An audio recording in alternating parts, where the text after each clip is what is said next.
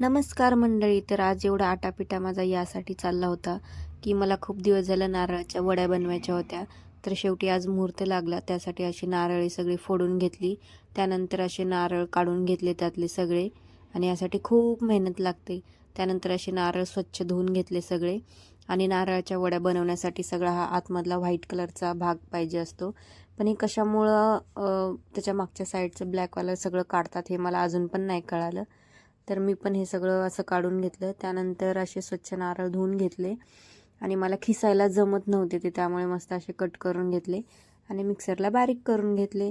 त्यानंतर असं मस्त बारीक किस करून घेतला आणि मिक्सरला पण खूप छान असा बारीक किस होतो याचा. तर असं सगळं एक एक करून मी सगळं बारीक मिक्सरला लावून घेतलं. त्यानंतर मी गूळ टाकणार होते वड्या बनवायला, कारण साखर नव्हती टाकायची मला त्यामुळे.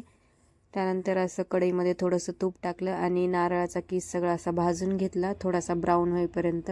त्यानंतर गूळ टाकून घेतला त्यामध्ये आणि मस्त अशा वड्या बनवून रेडी झाल्या आपल्या. तर ब्लॉग कसा वाटला नक्की कमेंट करून सांगा. Bye bye.